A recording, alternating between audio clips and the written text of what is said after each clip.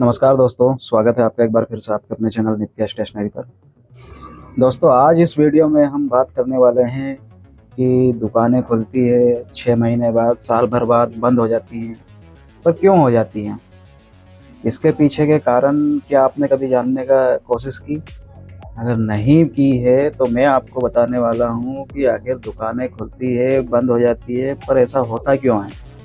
तो दोस्तों, इसका कारण है सही प्लानिंग ना हो पाना। अब आप बोले हैं कि यार सही प्लानिंग कैसे? हमने तो अच्छे से प्लानिंग की थी। हमने दुकान डाली थी, किराने की दुकान डाली थी या स्टेशनरी की दुकान डाली थी या जिस तरह की भी दुकानें डाली थी, लेकिन वो चल नहीं पाई। तो आखिर क्यों नहीं चल पाई? उसके पीछे भी बहुत सारे कारण हैं। वो मैं आज आपको बताने वाला हूँ कि क्या क्या ऐसे कारण रहते हैं कि जिनसे आपकी दुकान बंद हो जाती है और ठीक से चल नहीं पाती है। तो आपके मन में भी ये सवाल आते होंगे कि यार मैं दुकान तो खोल लूँ, या मैं शॉप डालता हूँ, किसी मार्केट में डालता हूँ या कॉलोनी में डालता हूँ, लेकिन नहीं चली तो फिर क्या करूँगा? बंद करनी पड़ेगी। तो यही सब दिमाग में चलता रहता है। तो आज मैं इस बारे में आपको बताऊँगा कि आखिर दुकानें खुलती है और बंद क्यों हो जाती है। तो दोस्तों, सबसे बड़ा कारण है दुकान की सही प्लानिंग ना करना। अब प्लानिंग कैसे करेंगे? तो फ्रेंड्स, प्लानिंग करने के लिए आपको पहले आपका मार्केट रिसर्च करना पड़ेगा। जैसे कि आप जिस लोकेशन पर दुकान डालना चाहते हैं, वहाँ पर आसपास कोई सेम वही प्रोडक्ट या वही आइटम्स तो नहीं सेल कर रही वहीं से दूसरी दुकान, या कोई किसी दूसरी दुकान पर क्या क्या सामान बिक रहे हैं, वो भी आपको देखना पड़ेगा। उसकी डेली की सेल लगभग कितनी हो जाती होगी, आपको उस बारे में दुकान वाला आपको बताएगा नहीं कि वो कितना प्रॉफिट कमाता है। तो दोस्तों, आपको सही से मार्केट रिसर्च करना पड़ेगा, जिससे कि आपको पता चल सके कि आपके क्षेत्र में क्या सामान बिक सकता है और आप किस चीज़ की शॉप डाल सकते हैं। मैं अपनी बात करूँ तो मैंने अपने ही लोकेशन पर स्टेशनरी का शॉप डाला है। अब स्टेशनरी का शॉप क्यों डाला है? मतलब जिस लोकेशन पर मेरी शॉप है वहाँ से 500 मीटर दूर एक दूसरी स्टेशनरी की शॉप है। लेकिन मैंने जिस लोकेशन पर स्टेशनरी का शॉप डाला है वो इसलिए डाला है ताकि बच्चों को दूर न जाना पड़े। तो आपको भी इस तरह से प्लानिंग करनी पड़ेगी कि आप जहाँ पर दुकान डाल रहे हैं वहाँ से दूसरी दुकान कितनी दूरी पर है और वो क्या क्या सामान बेच रहे हैं। दुकान बंद होने का दूसरा कारण है दोस्तों कि सही टाइमिंग ना दे पाना। दुकान पर सही टाइमिंग देना बहुत ज़रूरी है। अगर आपकी दुकान सुबह 10 बजे खुल रही है तो आपको सुबह डेली 10 बजे दुकान खोलना ही पड़ेगा, और अगर रात को 8 या 10 बजे बंद हो रही है तो आपको डेली रात को 8 या 10 बजे दुकान को बंद करना पड़ेगा। ऐसा नहीं है कि आपने सुबह 10 बजे दुकान खोली, 12 बजे बंद कर दी, फिर 3 बजे फिर खोल ली, फिर 6 बजे बंद कर दी। तो इस तरीके से दोस्तों बिजनेस नहीं होता। आपको दुकान पर पूरा टाइम देना पड़ेगा। सुबह 10 बजे से लेकर रात को 8 बजे तक देना पड़ेगा। यह दुकान का एक फिक्स टाइम यानी कि आपको देना पड़ेगा। इस बीच में आप दुकान को बंद नहीं कर सकते, क्योंकि होता क्या है, अगर आप दुकान बंद भी कर देते हैं तो कस्टमर क्या आया और फिर उसको वहीं 500 मीटर दूर जाके उसको सामान लेना पड़ेगा। तो अगली बार क्या होगा कि लोग सोचेंगे यार वो दुकान तो हमेशा बंद रहती है, सीधा वहीं चलते हैं बोले। तो इस तरीके से आपके कस्टमर टूटते जाएंगे और आपकी ग्राहकी कम होती जाएगी। दोस्तों, किसी भी बिजनेस को चलाने के लिए सबसे ज़रूरी रहता है समय देना। समय देना कैसा?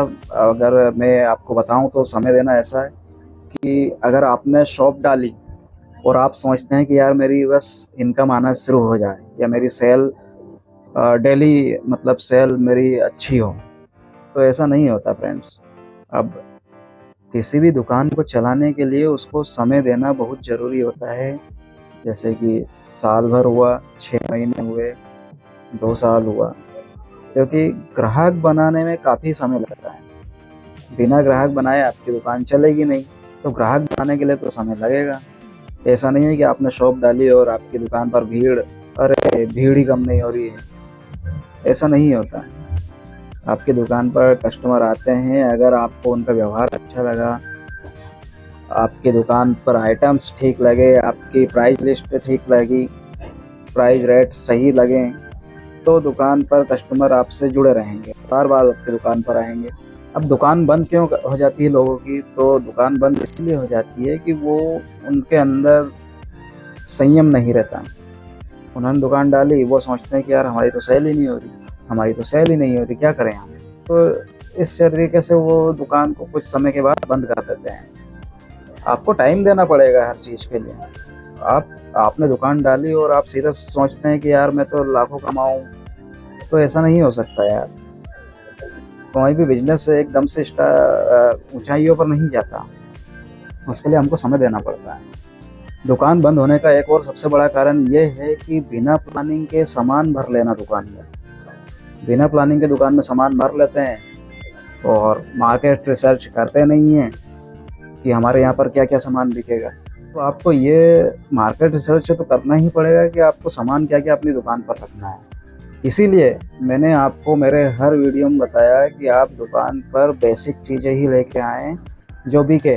अगर कस्टमर की मांग रहती है कि यार हमें ये आइटम चाहिए, तो आप उसे नोट कर रख लें कि भैया मैं कल आपको अवेलेबल करवा दूंगा या परसों अवेलेबल करवा दूंगा। अगर वही प्रोडक्ट बार बार कस्टमर आए या दूसरे कस्टमर भी आएँ कि यार हमको वो प्रोडक्ट चाहिए या वो आइटम चाहिए, तो आप फिर उसको अपने स्टॉक में रख सकते हैं। आप ऐसा ना करें कि आप मार्केट में जाएं और होलसेलर के पास से आप 50,000 1 लाख का सामान उठा के कुछ भी अंड संड दुनिया भर के आइटम ला के भर लिए दुकान में। अरे लेकिन बाबा, वो आपके यहाँ पे बिकना भी तो चाहिए। आपके यहाँ बिकेगा ही नहीं तो आपकी कमाई क्या होगी? तो सीधी सी बात है, दुकान बंद करनी पड़ेगी 6 महीने के बाद। जब आपका दुकान का किराया भाड़ा नहीं निकलेगा तो दुकान तो बंद करना ही पड़ेगा ना। आदमी क्या करेगा? तो इसलिए प्लानिंग बहुत ज़रूरी रहती है। मैंने अपनी दुकान की शुरुआत करी 20,000 रुपये से शुरुआत करी। अब 20,000 रुपये की शुरुआत में मैंने आपको मेरे फर्स्ट वीडियो में बताया था कि मैंने क्या क्या सामान खरीदा। अब वही सब चीज़ें बता के मैं आपको वीडियो को काफ़ी लंबा नहीं करूँगा। तो अगर आपने नहीं देखा होगा तो आप मेरा फर्स्ट वीडियो मेरे चैनल पर जाकर ज़रूर देखें, जिससे कि आपको पता चले। लेकिन साथ में चैनल को सब्सक्राइब ज़रूर कर लें, इससे आपको मेरे हर वीडियोस आसानी से मिल जाएंगे। एक और सबसे बड़ा कारण रहता है दुकान बंद होने का कि आपका व्यवहार कैसा है। आपका व्यवहार ऐसा होना चाहिए कि कस्टमर ना चाहते हुए भी आपसे सामान लेकर जाएं और उन्हें पता है कि आप उन्हें क्या सामान दे रहे हैं और किस रेट में दे रहे हैं। उनको आपसे बहस करने की ज़रूरत ही नहीं पड़ेगी अगर आपका व्यवहार सही है तो। होता क्या है कि कस्टमर आपकी दुकान पर एक बार आता है, पहली बार आता है। अगर आपका व्यवहार सही रहा तो कस्टमर दूसरी बार भी आएगा, तीसरी बार भी आएगा, 4 लोगों को और साथ में लेकर आएगा। अगर वहीं आपका व्यवहार सही नहीं है तो कस्टमर एक बार आएगा, दूसरी बार कभी भूलकर आपकी दुकान पर नहीं आएगा। तो इसलिए अपना व्यवहार अच्छा रखें, जिससे कि कस्टमर से आपका रिश्ता गहरा हो, कस्टमर आपसे मिलना चाहें, कस्टमर आपकी दुकान पर आना चाहें। कस्टमर आपकी जैसे ही आपकी दुकान पर आता है, तो जैसे अभी गर्मियों का सीज़न चालू हो गया तो आप उन्हें पानी वगैरह पिला सकते हैं। पानी की बोतल, ठंडे पानी की बोतल उन्हें दें कि सर पानी पीजिए। उसके बाद अगर वो कुछ सामान लेना चाहें तो उन्हें सामान दीजिए। पहले पानी ऑफ़र ज़रूर करें गर्मियों के मौसम में। तो आपका व्यवहार आपके बिज़नेस को काफ़ी ग्रोथ ला सकता है। अगर आपका व्यवहार सही हुआ तो आपका बिज़नेस भी बढ़ेगा। दोस्तों, नए दुकानदार क्या सोचते हैं कि यार मैंने दुकान डाली है और 1 महीने में मेरे को 50,000 या 1 लाख रुपए का प्रॉफिट होना चाहिए। अब दुकान तो डाल रही, लेकिन दुकान डालने के बाद दुकान चलाने के लिए कस्टमर तो चाहिए। लेकिन कस्टमर कैसे लाएंगे? कस्टमर लाने के लिए बहुत कुछ चाहिए, बहुत कुछ करना पड़ता है, बहुत मेहनत लगती है कस्टमर को अपना बनाने के लिए। तो वो कैसे बनाएंगे? वो बनाने के लिए अपनी वाणी पर संयम रखें। कस्टमर अगर गाली भी दे के चला जाता है तो ठीक है यार, कस्टमर है, चलता है, सोचना पड़ता है ऐसा। दोस्तों, अगर आपको अपनी दुकान में अच्छा मुनाफा कमाना है तो उसके लिए बहुत ज़रूरी होता है कि आप होलसेलर से सामान लें। होता क्या है कि आप होलसेलर से सामान नहीं लेते हैं तो आपको सामान महंगा पड़ता है और फिर आप जब उसे सेल करते हैं तो आपको प्रॉफिट कम होता है। अब प्रॉफिट कम होता है तो आपको तो लगता है कि नहीं यार दुकान में बचत तो होती नहीं है यार, क्या करेंगे, इससे अच्छा तो हमारी वो नौकरी ही अच्छी थी, 10-20 हज़ार रुपये की, 30 हज़ार रुपये की नौकरी ही अच्छी थी उससे। तो ऐसा ना करें, आप होलसेलर से सामान लें। होलसेलर से सामान काफ़ी अच्छे रेट पर मिल जाता है और आपका मुनाफा भी होता है। दोस्तों, दुकान बंद होने का एक और सबसे बड़ा कारण है उधारी।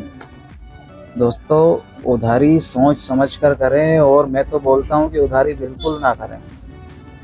उधारी करना भी अगर पड़ रहा है तो आप नियम बना लें कि एक कस्टमर से आपको 50 रुपये 100 रुपये से ज़्यादा की उधारी नहीं करना है, ताकि अगर आपका पैसा डूब भी जाए तो आपको इतना ज़्यादा नुकसान ना हो। और होता है ना कि उधारी कभी-कभी करना ही पड़ता है कस्टमर से, क्योंकि कस्टमर डेली आने जाने वाला, मिलने वाला रहता है। अगर कभी-कभार जा रहा है कुछ सामान लेकर और मालूम पड़े कि नहीं यार मैं इधर से जा रहा था, पैसे हैं नहीं, तो आप मुझे दे दीजिए, मैं अभी आके देता हूँ आपको। तो ऐसा करना पड़ता है, लेकिन मजबूरी हो गई हमारी कि करना पड़ेगा, क्योंकि हमसे दिन रात सामान लेके जाता है।